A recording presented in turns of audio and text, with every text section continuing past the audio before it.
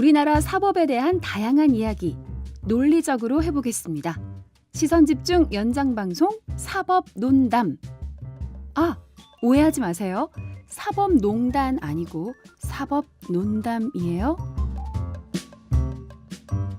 네, 사법논담을 꾸며주시는 두 분의 변호사 소개해드리겠습니다. 박지훈 변호사 모셨고요. 네, 안녕하세요. 박지훈입니다. 네, 오늘도 녹화했나 봅니다. 또 저 자켓 입고 오셨네요. 네, 그다음에 천하람 변호사 모셨습니다. 어서 오세요. 예, 안녕하십니까. 전남 순천의 천하람입니다. 네.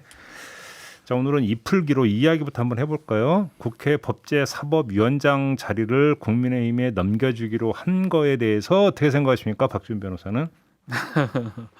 글쎄요, 이 사실 모든 정당이 같은 것 같아요. 정권을 잡는 게 목적이고 그렇죠. 또 정권의 그렇다면 목표는 거겠죠.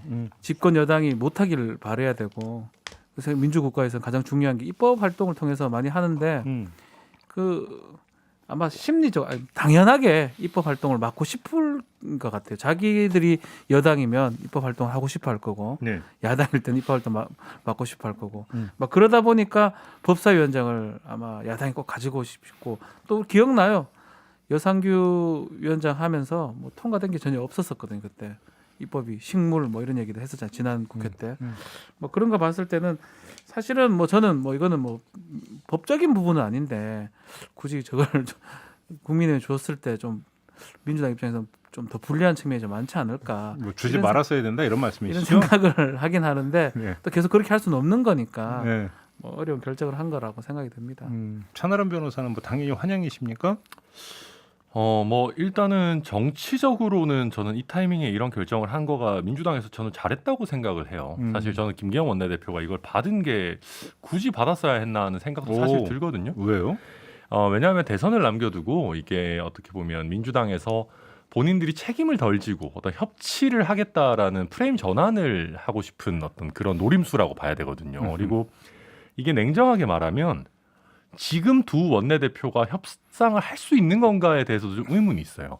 사실 본인들 임기 이후의 일이고 후반기 국회 일을 자기들끼리 이렇게 할 수 있는 건가에 대해서도 조금 문제가 있는데 근데 그런 어떤 정치적인 고려를 다 떠나서 사실은 저는 이게 여야 제가 국민의힘 소속이지만 법사위원장은 사실 야당이 하는 게 좋다고 생각합니다. 우리가 법이 잘 통과되면 좋은 거라고 생각하는데요. 법이라는 게 어떤 법을 빨리 만드는 것도 중요하지만 안 좋은 법을 잘 안 만드는 것도 되게 중요하거든요. 그러니까 여상규 법사위원장 얘기하셨는데 그때도 쟁점 없고 누구나 다 동의할 수 있는 법들은 빨리빨리 통과됐어요. 그러니까 쟁점 있는 법안들에 대해서 이제 당연히 서로 태클을 걸고 하는 거고 이게 꼭 발목 잡는다라고만 할 게 아닌 게 우리 임대차 3법 같은 경우도 그게 그때도 제가 말씀드렸지만 법을 원래 통과시키려면 한 줄 한 줄 읽어야 되거든요. 한 줄 한 줄 읽으면서 이게 문제가 있는지 없는지를 얘기를 하고 통과시켜야 되는데 그런 것도 제대로 안 하고 막 훅훅 통과시켜 버리니까 막 전세 대란 생기고 이런 거라서 여기서 이제 법사위 역할이 있어요. 워낙 많이 나왔던 얘기는 빼고 네. 어차피 우리는 사법 논담이니까 제가 요거로만 범위를 좁혀서 두 분께 다시 질문 드려보고 싶은데 이제 문제는 항상 체계 잡고 심사 그 기능이잖아요. 네. 근데 국회 입법조사처 이런 것처럼 국회 체계 잡고만 그러니까 집중적으로 이제 정부 안에 법제처 있는 것처럼 들여다보는 기구에서 그냥 맡기면 안 됩니까? 그게 안 되는 겁니까? 지금 국회법상으로는 아마 이게 사실은 어려울 것 같아요. 아니 국회법 바꾸면 되죠. 헌법 바꾸는 것도 아니고. 그거 안 놓으려고 저는 난린데요. 근데 자구는 그렇다 치고 체계라는 거는 굉장히 포괄적인 개념이거든요.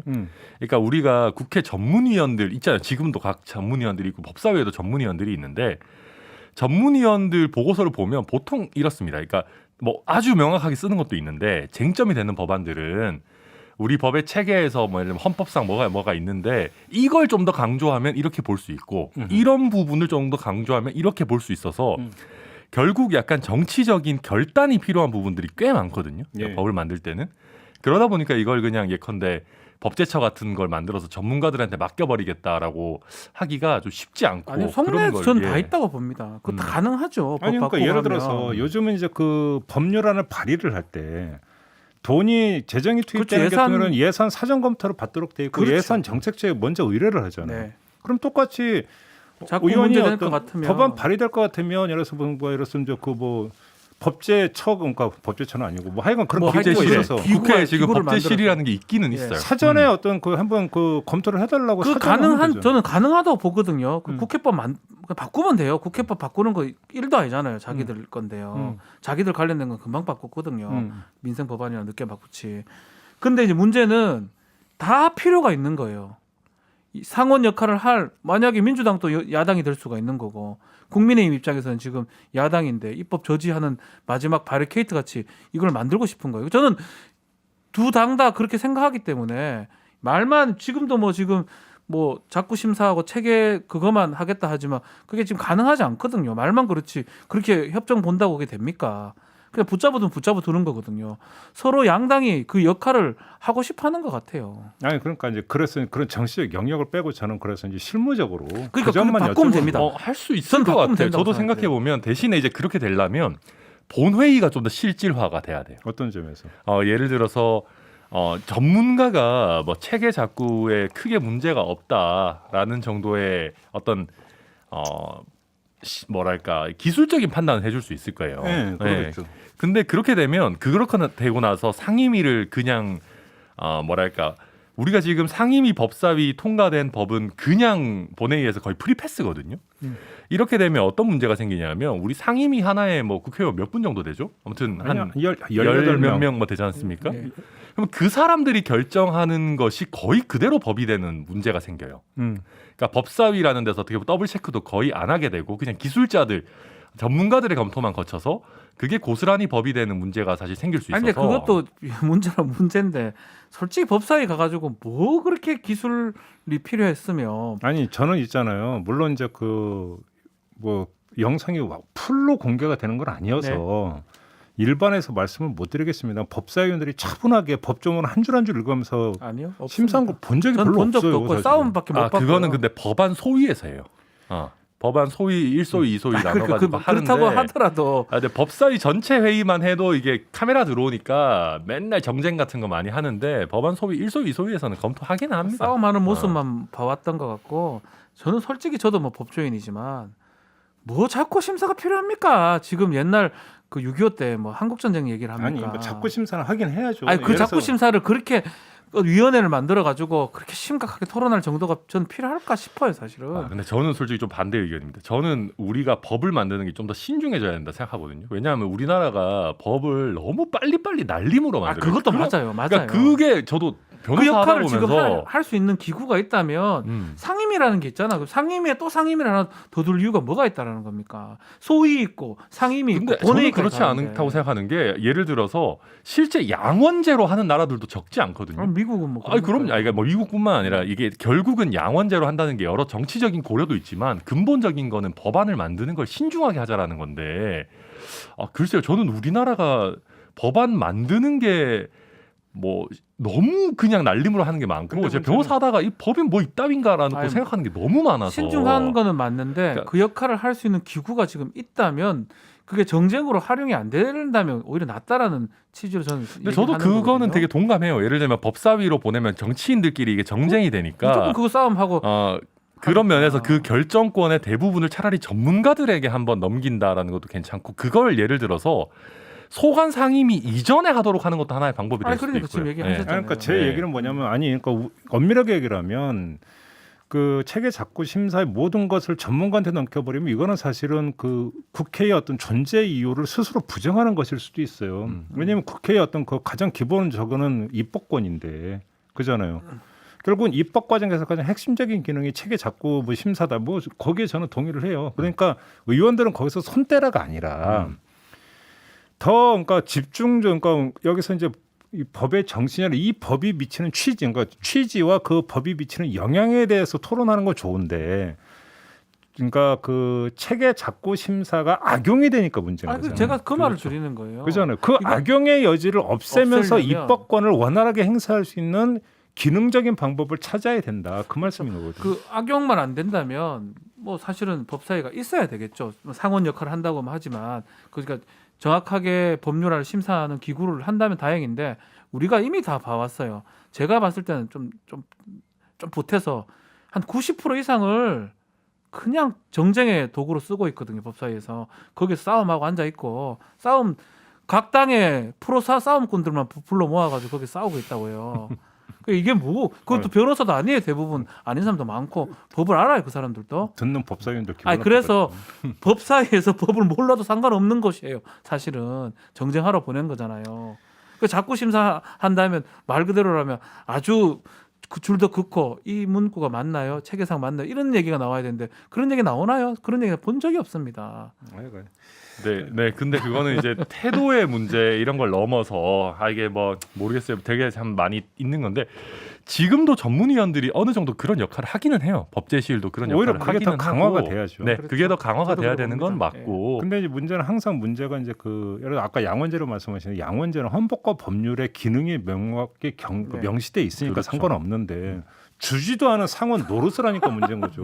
부여하지도 않은. 제 말이요. 그러니까 멀쩡하게 그러니까 아니 그러면 법사위는 말 그대로 다른 상임위보다 우월적 위치에 있는 건 아니잖아요. 국회법에 아무런 우리나라 게 없어요. 국회법에는. 없어요. 근데 상임위가 여야 만장일치로 통과시킨 것도 거기서 제동을 걸리면 이건 이게 도대체 뭐 그게 하자는 한두 시츄에이션이냐 이 개였습니까? 얘기인 다 거잖아요. 기억나시잖아요. 여상규 위원장 있을 때. 근데 왜 자꾸 뭐 여상규 위원장만 아니, 제가 그래요? 그 전에 위원장들 기억이 잘 안. 죄송해요. 지금 많이 했겠죠. 여상규 박지원 위원장도 있었나요? 똑같아요. 이거는 권성동 의원도 권성동도 법사위원장 했었던 거. 하셨고 민주당도 마찬가지고 예. 뭐 국민의힘도 지금 국민도 마찬가지고 법사위원장들은 뭐 그 역할을 했었어요. 사실은. 근데 이게 저는 저도 법사위가 지금 하고 있는 게 잘한다라는 거는 아닌데요. 근데 소관 상임위에서 만장일치로 통과됐다고 해서 꼭 좋은 거는 아니에요. 그러니까 무슨 얘기냐면 실제 소관 상임위가 해당 자기들이 관할하는 뭐 예를 분야와 생각보다 되게 약간 유착이 되는 경우들도 있어요. 예를 들면 뭐 자기들이 관장하는 물론 그런 것들도 있고 그런 면에서 특히 기득권을 도와주거나 뭐 이런 부분에 있어서 생각보다 요새는 민주당도 굉장히 기득권화되어 있기 때문에 그게 그렇게까지 막 소관 상임위 통과됐으니까 이게 뭐 문제가 없다 이럴 수 없는 부분들이 많고요. 또 한 가지는 아무리 뭐 잘 만든 법이라도 헌법 위반이면 통과시키면 안 되는 거거든요. 근데 문제는 이게 헌법에 맞냐 안 맞냐. 예컨대 임대차 3법 같은 걸 두고도 전세를 이렇게 하는 게 과연 이게 맞냐 안 맞냐 이런 거에 대해서 굉장히 가치 판단들이 들어가요. 그 체계 심사라는 거 안에서 결국은 가치 판단이 이루어질 수밖에 없다 보니까 좀 여야가 보는 관점이 달라서 이거 저는 저도 요약을 하자면 지금 이렇게 체계 작구 심사로 기능을 엄격하게 한정하겠다라고 해도 체계라는 말을 넣어놓는 이상 저는 비슷하게 갈 거라고 보긴 뭐그 합니다. 점도 있죠. 저는 네. 마지막으로 물리의 법칙을 동원하고 싶은데요. 네. 국회에 지금 그 상임위가 18개가 있잖아요. 그래서 이제 법사위 빼고 17개 상임위원회에서 법안이 법사위로 넘어오잖아요. 그러면 물리의 법칙에 따르면 법사위원들이 검토해야 되는 법안은 곱하기 17이 되는 거잖아요. 다른 상임위보다. 자기들 것도 있어요. 그러면 원래. 더 열심히 일해야 되는데 더 열심히 싸우잖아요. 네. 그렇죠. 그러니까 검토할 수 있는 시간은 상대적으로 더 적죠. 그렇죠. 저는 여기서 물리의 법칙을 그러니까 완전히 역행하는 그 기묘한 과학 현상이 이해가 안 된다는 거예요. 신기하죠. 그 이해가 되십니까? 그러니까 대부분은 그냥 무쟁점 법안이라고 해서 그냥 후훅 넘어가요. 그러니까 제 말이 그거예요. 더더군다나 체계 잡고 심사하냐 이거예요. 그래서. 더더군다나 법사위 소관 법률도 장난이 아닙니다. 많습니다. 무척만. 자기들 것도 많거든요. 그러니까요. 이 정도로 하고요. 네. 네. 어제부터 박준 변호사가 그렇게 하고 싶었던 이야기를 한번 지금부터 시작을 해보죠. 자, 조민 씨 친구가 증언을 번복을 했습니다. 일단 좀 개요를 좀 박준 변호사 네. 좀 정리를 좀 해주세요. 일단은 조민 씨가 23일 날 열린 재판에 증인으로 출석을 해서 사실은 1심에서는 정경심 교수 재판 1심에서 진술하기로는 그 특히 캡처 사진이 전 국민들이 다 봤을 겁니다. 그 먼저 그 강연회인가요, 토론회인가요? 예. 토론회죠, 토론에 네, 토론회. 참석했다는 세미나에 참석했다는 세미나. 유튜브에 떠 세미나. 있는 예, 나오고 세미나. 있고요. 예. 저 사람이 조민이냐 아니냐 이 얘기가 좀 쟁점이 됐었는데 1심에서는 뭐 만난 적 없다 아니다라고 얘기했다가 요번에 진술을 하면 좀 바꿨어요. 조 씨가 90% 맞는 것 같다라고 얘기를 했고요. 여기서 논란이 되니까 며칠 있다가 한 이틀 지나서 본인의 SNS에 다시 글을 씁니다. 얘기 나눈 기억은 없지만 저 사람이 조민 씨는 분명히 맞다. 세미나에 참석했다. 내가 이제껏 왜 그렇게 얘기했냐면 좀 적개심하고 이런 조국 장관에 대한 가족에 대한 불만이 있어서 그렇게 거짓으로 얘기를 했다. 미안하다라고 밝혀서 좀 논란이 되고 있는 상황입니다. 아무튼 이게 이제 정경심 교수의 재판 연관되어 있는 거죠. 그렇죠. 연관돼 어떤 있습니다. 혐의입니까, 정확히? 이거를 갖고 공익인권본 세타에 참석해서 인턴 확인서를 허위로 작성해서 이것을 부산대 의전원에 제출했던 업무방해죄가 바로 연관이 그거죠. 됩니다. 자, 그러면 여기서 쟁점이 두 가지입니다. 첫째, 그러면 친구 장모 씨의 증언 번복이 그러면 업무 방해죄가 성립이 되느냐 마느냐를 가르는 결정적인 그럼 증언 번복이라고 볼 수 있느냐, 이게 하나가 쟁점이 될 거고요. 그죠? 네. 그다음에 두 번째, 그러니까 그 앞서서 이야기되는 게 그러면 친구 장모 씨 말고 다른 증거는 있느냐 없느냐. 그래서 증언 번복이 그러면 결정적인 영향을 미칠 수 있는 거냐. 이 두 가지가 쟁점인 것 같은데 네. 먼저 두 번째, 그러니까 친구 장모 씨의 증언 번복이 있었다 하더라도 다른 문제가 있다면 이것이 판단이 달라질 수도 있는 거잖아요. 이걸 그렇죠. 어떻게 봐야 되는 거예요? 이런 얘기가 있어요. 이거 말고도 여러 가지 또 다른 입시 관련 비리 범죄도 있고요. 요것만 한정해서 본다면 이것만 가지고 예, 요것만 본다면 요게 2009년 5월 1일부터 15일까지 인턴 활동을 했던 건데 요 세미나 활동이 15일 날 있었던 활동이에요. 이게 이제 있다 하더라도 인턴 활동 했냐 안 했냐는 또 다른 문제다. 별개의 문제다라고 지금 주장하는 쪽도 있어요. 근데 제가 검찰 이 아마 질문- 그런 주장을 할 걸로 보이고요. 오늘 아침인가 어제 밤인가 나온 뉴스 하나를 보니까 자, 그러니까 다른 거 다 간다고 저 세미나에 조민 씨가 참석했느냐 마느냐 네. 이 문제를 가지고 이제 친구 장모 씨의 증언도 중요하지만 조민 씨의 진술과 현장 상황이 배치된다. 예를 들어서 조민 씨는 맨 뒷자리에 친구들과 같이 앉았다고 했는데 사진에 보면 중간에 있지 않느냐. 그다음에 교복 입고 갔다고 했는데 복장이 다르다. 네. 뭐 이런 것들을 가지고 그때 당시 재판부는 종합적으로 이런 여러 요소를 가지고 판단을 내린 건데 설령 친구 장모 씨의 증언이 번복이 됐다 해서 다른 것들이 그럼 같이 배척이 되는 거냐라는 문제가 있다. 그렇죠. 또 이런 분석 기사가 있었거든요. 사실은 근데 이게 형사 재판에서는 그래도 예전에 시간이 꽤 오래됐어요. 2009년도에 있었던 일들이거든요. 그러니까 증언의 어떤 신빙성이라든지 이런 것도 법원은 감안해서 받아들일 겁니다. 100% 정확하다고 보지는 않을 거면서 종합적으로 판단했던 부분인데 그럼에도 불구하고 이 지금 장모 씨의 증언이 되게 결정적인 증언이었거든요. 결정적인 요소라고 참석을 보시면. 했고 아니다라고 하면 이 사람이 거짓말할 이유가 없다라고 법원은 본 거예요.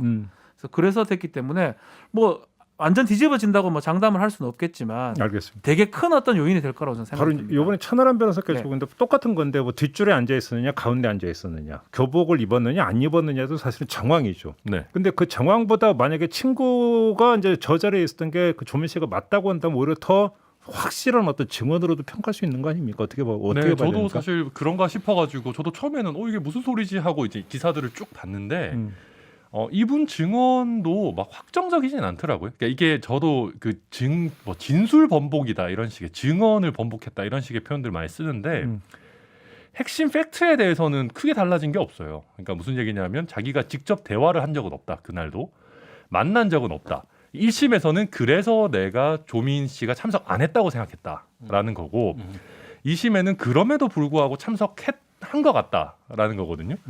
근데 우리가 법정에서 되게 중요한 거는 자기의 주관적인 판단보다 객관적인 팩트에 대한 진술이 중요한데 객관적인 팩트에 대한 진술은 사실 그렇게 달라진 건 없어요. 그러니까 느낌이 바뀐 거예요. 느낌. 아, 친구 장모 씨의 네, 친구 장모 씨의. 그러니까 1심에서는 참석 안 했던 것 같다라고 하면 두 번째는 참석했다라는 건데 그러니까 이게 진술이 왜 이렇게 바뀌었는지에 대해서 자기가 구체적으로 어떤 상황에서 조민 씨를 봤다라는 거에 대한 내용은 사실은 증언에서나 페이스북 글에서도 없거든요. 그래서 이게 과연 재판부에서 이걸 어떻게 볼 것인가, 결정적인 것일까 하는 건 저는 의문이고 또 아까 말씀드렸지만 이분의 증언이 언론에서는 크게 다뤄질지 모르겠지만 전체 재판에서 사실은 비중이 한 2%나 될까? 그러니까 이 쟁점에 대해서의 비중은 저도 얼마나 될지 모르겠어요. 나머지 증거가 얼마나 있는지 모르겠는데 나머지 어떤 무슨 입시 비리가 7개 세트였던가요? 뭐 이런 거 저런 거 쭉 있는 거 6개인가? 그 중에 이게 또 1개고 1개 중에서도 방금 말씀하셨던 것처럼 다른 정황 증거나 이런 어떤 것들이 있기 때문에 1심에서도 이 사람의 진술만으로 유죄를 인정했다라는 느낌 아니었거든요. 그렇게 큰 비중은 없는 것 같다. 일단 생각이 재판이 지금 두 가지가 진행 중이에요. 정경심 재판에서 이게 조국 장관하고 공범으로 기재가 돼 있는 어차피 부분이에요. 조국 장관 재판에서도 이게 요거는 또 하나의 조국 장관 재판에서 나왔던 겁니다. 그럼 사실은 이런 상황이면 변호사 입장이라면 변론 재개 신청을 해야 돼요. 그래서 이 장모 씨를 새로 불러가지고 당신이 지금 얘기했던 거를 법정에 다시 얘기하라고 하는 게 사실 바람직합니다. 근데 이게 법정에서 김칠준 변호사가 물어봐서 했던 답변 요거는 조국 재판에서 한 거고요. 정경심 재판 지금 결심이 돼 버렸거든요. 그래서 그걸 이제 재판부에서 그냥 그걸 바로 채용을 하면 모르겠지만 SNS 쓴 게 저는 결정적이라고 보거든요. 재판 중에서 얘기했던 거는 뭐 증인 자격으로 얘기했던 거라고 보면 SNS에서 자기가 왜 번복한 거에 대해서 어떻게 보면 회고록식으로 얘기를 한 거거든요. 지금 보복 감정 갖고 있어서 했다고 지금 얘기를 하잖아요. 그럼 본인이 위증을 자백한 형식으로 저는 생각이 들거든요. 그렇다면 이걸 불러가지고 법정에서 실제로 내용을 들어보는 게 맞는데 뭐 그 일을 할지는 법논리에 모르겠습니다. 따르면 그러니까 정경심 재판에서도 증인이고 네. 조국 재판에서도 증인이지만 그러니까 당장 선고를 앞둔 건 정경심 그거는 재판이잖아요. 지금 8월 10일 근데 선고를 해야 여기서 됩니다. 증언한 건 아닌데 그렇죠. 다른 법정에서 증언한 걸 갖고 와서 판단의 근거가 될 수 있습니까? 그러니까 안 돼요. 안 되죠, 그거는. 그 참고 자료를 낼 수 증거로 근데 낼 수는 이게 있는데 문제가 예. 문제가 뭐냐면 이 사람 지금 SNS에서 다 했던 얘기들이 대부분 많거든요. 그렇기 때문에 뭐 참고자료 내 가지고 법원이 판단하고 채용하고는 법원의 직권입니다. 쓰지 않으면 그만인 거예요. 그럼 다른 법정에서 증언한 것도 갖고 와서 그럼 낼 수는 판단할 수 있죠. 있다. 낼 수는 그 뭐냐 증인신문 줘서 갖다가 당연히 냅니다. 내긴 내는데 근데 그 박 변호사님 말씀이 맞는 게 그래도 판사님 입장에서는 자기가 직접 물어봐서 직접 들은 거랑 그렇죠. 그게 글로 써 있는 거 조서만 내는 거랑 느낌은 다르긴 다르죠. 근데 결심까지 마친 상태인데 가능해요? 그래서 재판이 꽤 오래 진행됐고 글쎄요 뭐 변호사가 아마 신청은 할 걸로 생각이 드는데 법원에서 받을지 안 받을지는 모르겠어요. 알겠습니다. 아무튼 그 두 번째 쟁점 업무방해 혐의에 대한 판단에 이게 어느 정도나 그러면 그 저는 이 말이 맞다면 영향력을 그러니까 행사할 거냐가 이제 가장 핵심 제가 문제잖아요. 계속적으로 얘기했던 부분 이거는 뭐 최강욱 건하고도 비슷합니다. 최강욱 열린민주당 그 대표 건하고도 비슷한데 이게 지금 맹점인 거예요. 허위라는 게 100% 같이 할 수가 없는 거거든요. 기소를 할 때부터 이런 어떤 문제가 생길 수밖에 없어요. 이 십몇 년 전에 있었던 일을 정확하게 다 기억을 해가지고 하기도 어려울 뿐더러 검찰에서 이 할 때부터 이거 안 했다고 이게 맞다는 걸 입증하기 더 어려운 상황인데 이런 증거들이 드러났을 때 과연 법원은 어떻게 판단해야 되는 거예요. 실제로 십몇 년 전에 있었던 일에서 100% 정확하게 할 수는 없다고 봤을 때는 저는 무죄 추정 원칙이나 증거법 원칙에 따라서는 뭐 이 부분은 무죄가 될 가능성이 높지 않나 생각이 듭니다. 아니 근데 무죄라고 하는 게 이제 업무방해가 무죄냐 아니냐인데 네. 업무방해 혐의를 구성하는 여러 요건 가운데 하나 아니냐라는 그렇죠. 거죠. 위계를 써가지고 잘못된 거짓된 자료를 내므로써 그 입시 업무를 방해했다라는 게 지금 기소 내용인데 위계를 쓰고 허위된 자료를 낸 게 아니라고 해버리면 앞에 떨어져 버리거든요. 그렇다면 이제 방법이 없는 거니까 그 범죄는 성립하지 않는 거죠. 근데 모르겠어요. 세미나 참석 여부도 뭐 나름 중요해요. 근데 이게 세미나 참석 여부 말고도 이제 실제 인턴 활동을 그러니까 15일이 전체 기간이지 않습니까? 예를 들면 그 중에 과연 어느 정도나 했느냐 그런 게 지금 중요하고 그와 관련해서 뭐 여러 가지 자료들이 있을 거고 제가 다 본 건 아니기 때문에 이게 저도 한마디로 요약하자면 아까 박 변호사님께서도 이거 항소심 정경심 교수 항소심 재판부에서 변론 제기 해주겠냐 의문이라고 사실 박 변호사님도 그러셨잖아요.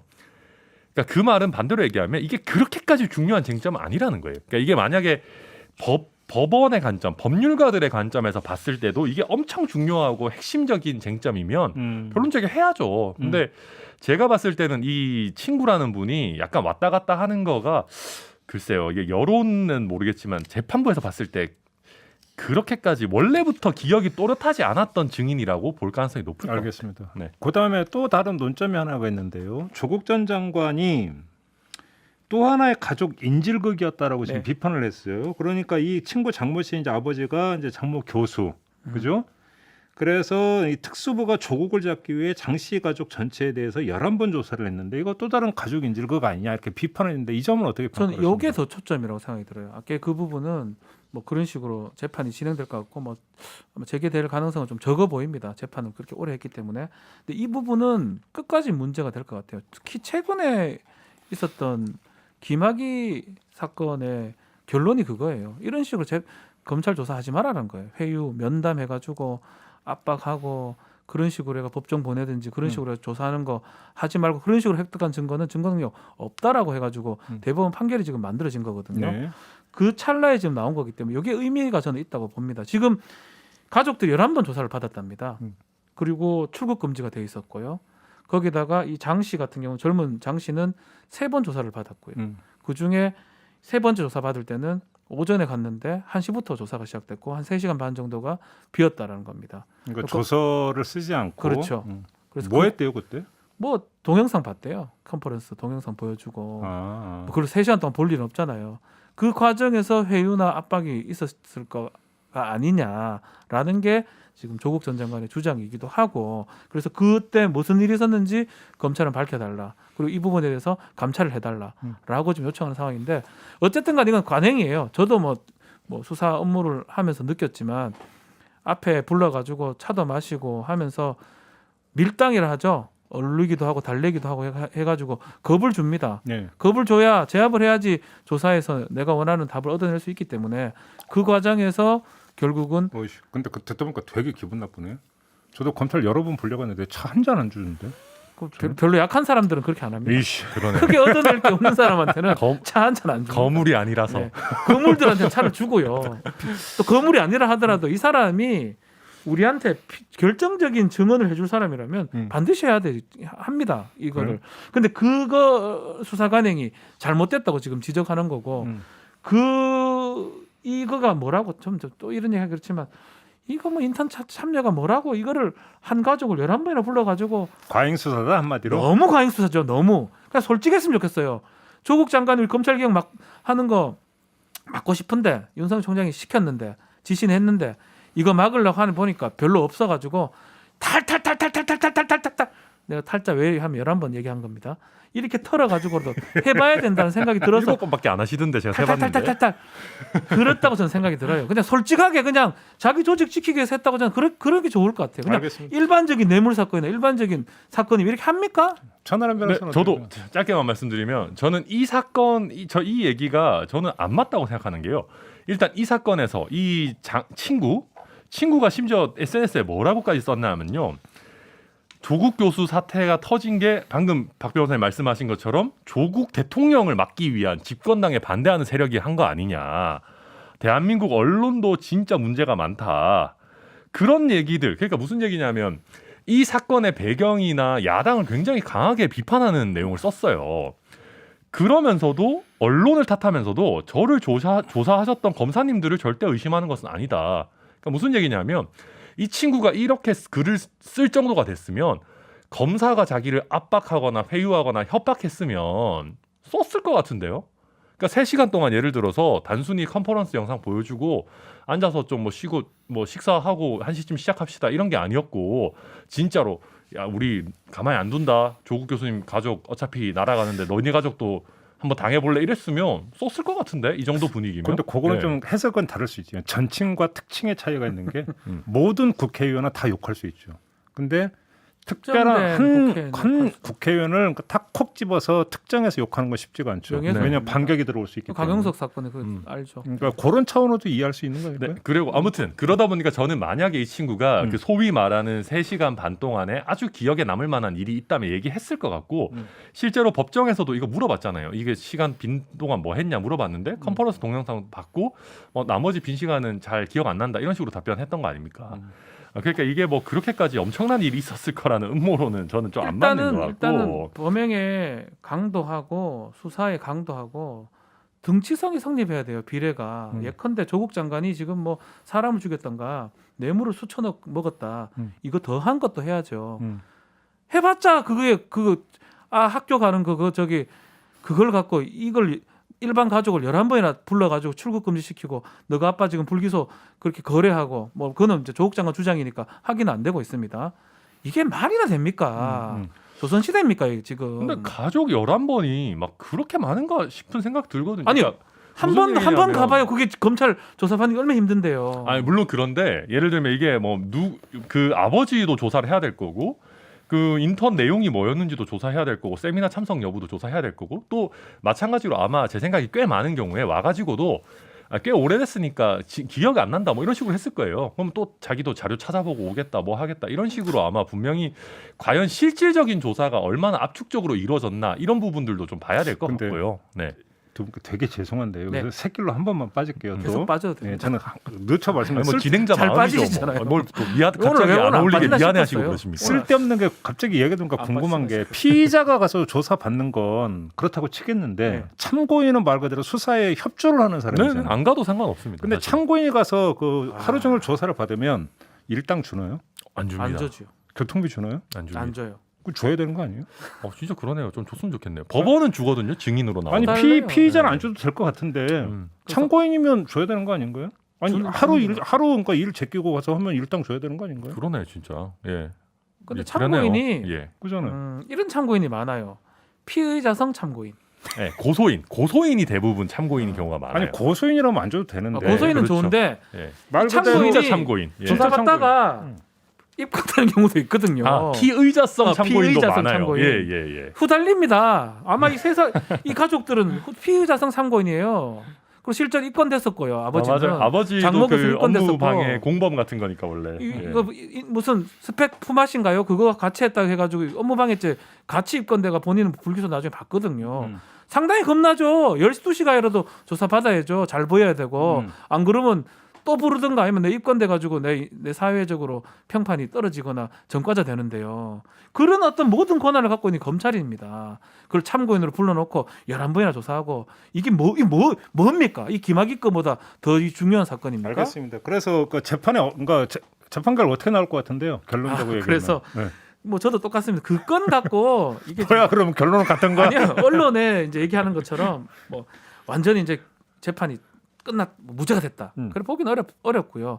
그 사건에 여러 가지 일들이 있어요. 뭐 허위 등록이라든지 보조금 했는 거 하고 뭐 입학 관련돼서 그 비리들이 이제 유죄됐던 부분 중에 한 부분만 이제 무죄가 될 가능성이 있고요. 나머지 부분은 사실은 동양대 PC에서 가장 결론이 날 것 같아요. 그 그게 PC에 중요하죠. 예. 증거 능력이 있냐 없냐. 그러니까 말 그대로 적법하냐. 객관적인 증거가 그렇죠. 아무래도 더 중요해요. 그게 예. 만약에 증거 능력이 부정당하면 사실은 많이 도미노처럼 무너지거든요. 근데 아무튼 저도 아까 11번이 과연 많은지 적은지 실질을 봐야 된다고 생각했는데 저도 생각하니까 화나는 게 검찰에서 원래 사람 부르면 그러니까 부르는 참고인 시간 귀한 줄을 알아야 되잖아요. 사실 방금 말씀하셨던 것처럼. 제일 중요한 문제제기 맞죠? 예, 되게 중요한 그렇습니다. 문제지. 저도 그러니까. 생각해 보면 저도 그런 거 화날 때 많거든요. 저 참고인 변호인 하면서 아니 자기들이 조금만 기록 살펴보거나 어디 뭐 자료 떼보면 금방 나오는 거 괜히 쓸데없이 사람 불러가지고 그러니까 자기들이 준비도 안 된 상태에서 그냥 일단 부르고 보자 아니, 해가지고 왜 생업에 불러가지고 지장을 주냐고 왜 생업에 지장을 주고 이런 거 사실 많거든요. 그럼 보상을 해줘야 될 거 아니냐고. 그래서 맞아요. 그런 그래서 거는 진짜 나도 생각해보니까 화나네요.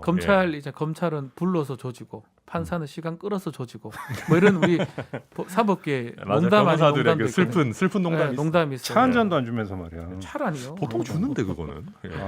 갈수록 생각할수록 기분 나쁘네요. 네. 뭐 알겠고요. 그렇게 마무리하고 네. 짧고 굵게 그 윤석열 전 검찰총장께서 드루킹 특검 연장 또는 재개를 주장한 네. 뭐 국회 사정상 제가 볼 때 통과될 가능성은 제로라고 보는데 통과되느냐 마느냐의 문제를 떠나서 법리적으로 이걸 그러니까 내놓을 수 있는 주장이라고 평가하십니까? 이거는 정치적 레토릭입니다. 정치적 수사 그러니까 법리적으로만 놓고 한번 1도 얘기해 안 돼요. 이거는 그냥 새로 법을 통과시키는 수밖에 없어요. 법도 안 될 예. 뿐더러. 예. 근데 왜 검찰총장까지 하신 분이 그렇게 주장을 하나요? 그러니까 이제는 법을 법률은 통과시키라는 거겠죠, 뭐. 법률은 예. 이제 별로 얘기하고 싶지 않고 정치적 얘기를 하겠다라는 뜻으로 보이고요. 음. 불가능한 얘기, 아예 불가능한 얘기입니다. 이준석 대표도 그런 얘기를 했지만 민주당이 협조해주면 가능하죠. 민주당 이걸 왜 협조합니까? 이 민주당이 뭐하러 협조합니까? 이게 아유, 말도 안 되는 주장인데. 민주주의에 또 이런 거기에다가 이걸 특검은 찾아내야죠 지금. 법에 따라서 종료가 됐고요. 그리고 다시 하려면 여야 합의 통해서 특검법을 만들어야 됩니다.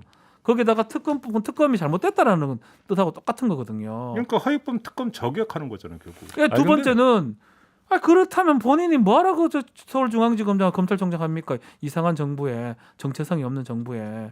그래서 설사 그렇게 느낌이 왔다 하더라도 입으로 꺼내면 안 되는 거예요. 본인이 갔던 길들이 있는 거잖아요. 그러니까 본인이 말하고 함으로써 다 그냥 말이 하나도 안 맞는 결과가 되는 거예요. 근데 허익범 특검 끝나고 인터뷰도 하고 막 그 팀 사진 찍고 이런 것도 제가 언론에서 봤는데 허익범 특검은 되게 작은 특검이었어요. 그러니까 되게 맞아요. 그거. 예, 인력이나 기간이나 이런 게 부족해서 무슨 허익범 특검이 자기가 무슨 포렌식 하는 거 막 자기도 배워가지고 하고 뭐 그 드루킹이랑 김경수 지사랑 뭐 그 카톡이었나 텔레그램이었나 텔레그램 보는데 뭐 죽을 뻔했다 거의 그런 식이었는데 그러니까 그러다 보니까 이게 뭐 허익범 특검 했는데 안 나왔으면 끝 아니냐라고 하기에는 이게 그러니까 인력이나 기간이 부족했을 수는 있어요. 그래서 제 입장에서도 사실은 아니, 그거가 민주당에서 거리낄 게 없으면 한번 받아가지고 정진석 의원이 혼자서 그래 주장하는 거는 예. 괜찮아요. 네네. 정진석 의원도 받아서 한 거긴 하지만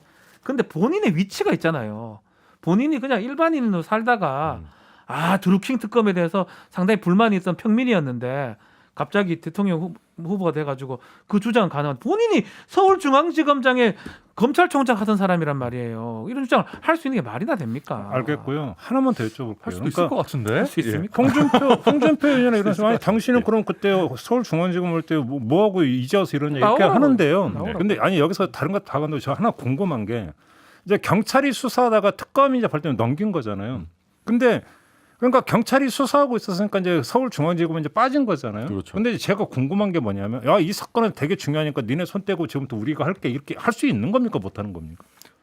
그때는 하려면 할 수 수는 있죠. 있었죠. 하려면 예. 할 수 있었어요. 했었어요. 네, 수사권 조정 그럼 법안이 포인트는 통과되기 전이었어요. 본인 말대로라면 했었어요. 포인트라면 거기에 있는 거잖아요. 했었어요. 근데 저는 여기서 이런 얘기들이 그러니까 우리 국민들도 그렇고 법조인들도 잠깐 빠지는 그 함정인데 검찰총장이 냉정하게 얘기해서 모든 사건을 다 알고 있지는 못해요. 전국에 그러니까 중요 사건도 굉장히 많거든요. 아니 이때는 이제 예. 서울중앙지검장 시절이었고 그렇죠. 중앙지검장이라고 그때 이게 해도 엄청나게 그러니까 정치권 공방이 되고 있었으니까 모를 수는 없겠죠. 뭐 모를 수는 없었는데 오히려 그렇기 때문에 본인이 이걸 땡겨오는 것 자체에 대해서 부담이 있었을 수도 있고요. 아무튼 땡겨올 네. 수는 있었던 거죠. 네. 당연히 올라면 땡길 수 올릴 수 있죠. 있었던 거죠. 지금은 조금 변동이 됐지만 사건 때문에 검역 사건 때문에 그때만 해도 모든 수사권은 검찰에 집중돼 있습니다. 이렇게 이 정도 중요한 사건이면 당연히 본인들이 했었어요. 하고 근데 싶어 했겠죠. 그래서 궁금한 게 처음에 그러면 이걸 경찰이 하느냐 검찰이 하느냐는 누가 결정하는 거예요? 검찰이 결정합니다.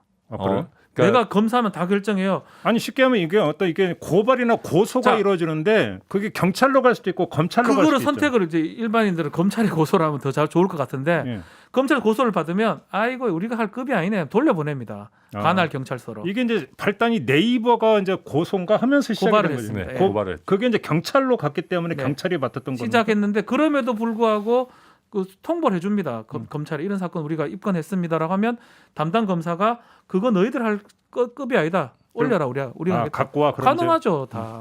근데 수사 지휘도 가능하고. 저도 이거 조금 정리하면 네. 방금 말씀하신 게 맞고 경찰에 고소 고발이 들어오는 거는 원칙적으로 경찰이 하고요. 그러니까 그때 당시에도 원칙적으로는 그리고 검찰에 고소 고발이 들어오는 것도 거의 90몇 프로 이상은 다 경찰로 보냅니다. 대부분 초동 수사는 경찰이 해라라고 하고 검찰이 처음부터 끝까지 다 하는 특수 수사는 전체 뭐 1%는커녕 몇 프로도 안 될 텐데 이거 같은 경우에는 글쎄요, 저 이때 왜 안 땡겨왔냐 이런 거에 대해서 좀 잘 모르겠는데 약간 그 품이 많이 들어가는 거. 그러니까 뭐 자료가 방대하고 뭘 많이 봐야 되는 거 중에 이게 그렇게까지 중요하냐 법적으로 큰 문제냐라고 잘 안 보이는 거는 경찰한테 맡겨두는 경향이 있습니다. 저는 아무래도 경찰이 인력이 좀 더 많으니까. 실무적인 부분이니까 이 말은 맞는 건데. 괜히 품 많이 들어가는 걸 경찰한테 맡긴다. 약간 그런 게 있어요.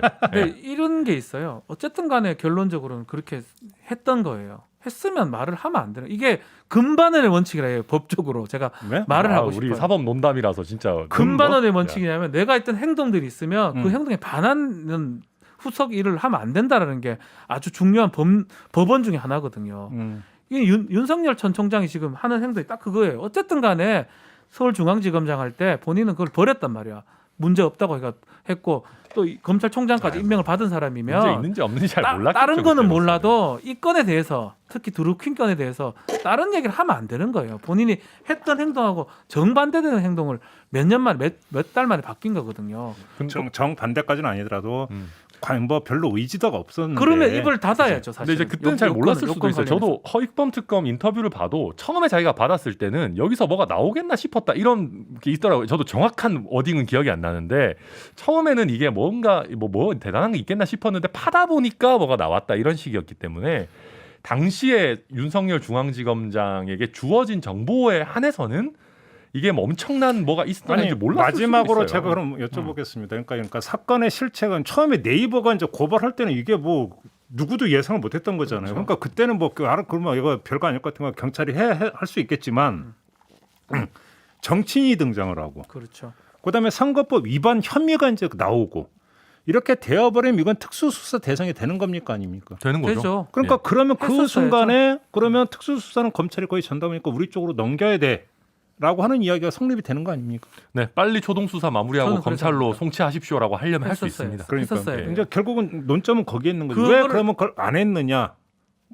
그렇죠. 이게 지금 논점인 그걸 거죠. 했었는데 뭐가 안 돼 가지고 했다면 이런 주장을 할 수도 있어요. 근본을 바라지 않습니다. 본인은 하지 않았습니다.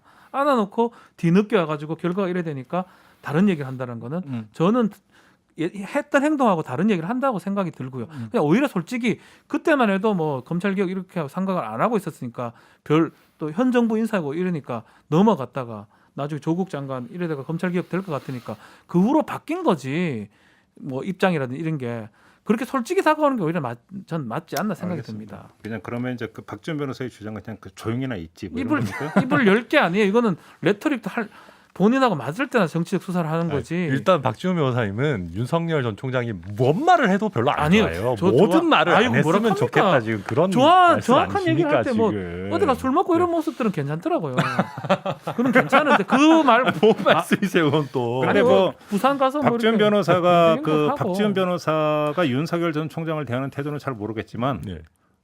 당신이 뭔 자격으로 그런 얘기 하냐라고 했던 홍준표 의원을 좋아하는 건 맞아요. 아, 고등학교 선배님이셔가지고. 좋아하는 건 선배라고. 아니고요. 예. 뭘 하냐? 흉내를 내가 낼 수 있다니까. 학연지연 혈연에 굉장히 약하신 거예요. 아니라고요. 그런 것도 없고요. 아무튼 뭐 그 문제를 제기한 게 홍준표 의원이더라고요. 근데 그 말이 틀린 말은 아니잖아요. 밭도 저렇게 나오잖아요. 아니, 틀린 말은 아니잖아요. 그 말이 맞는 말이니까. 농담이에요, 농담. 이렇게 마무리할까요 오늘? 아, 그러시죠, 네, 그러시죠. 자 서범농담 마무리하겠습니다. 천하람 변호사, 박지원 변호사와 함께했습니다. 고맙습니다. 감사합니다. 수고하셨습니다. 네, 저도 함께 물러가고요. 내일 아침에 다시 인사드릴게요. 고맙습니다.